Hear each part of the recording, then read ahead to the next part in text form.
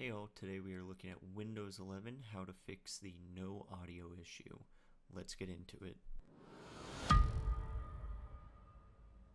So first things first, there are a couple things we need to check just to make sure it's not something silly for why our audio is not working. The first thing we can do is left click on the sound icon at the bottom left here. And we want to make sure that we do not have this muted. See how there's an X there? We want to make sure that looks like this with the sound coming out. Next, we can come over to Device Manager.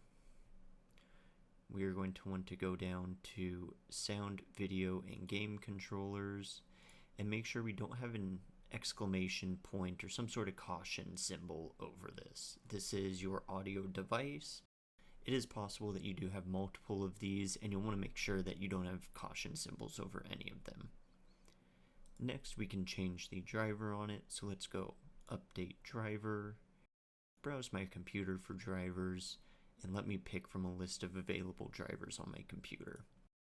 So what this is doing is this is taking whatever driver is already installed, and it's allowing you to do a clean install on it. So we'll go ahead and select Yes.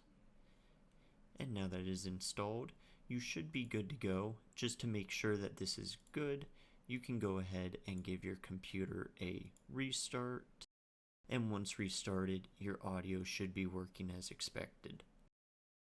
Let me know if this video helped, leave a comment and subscribe, and I'll see you in the next one.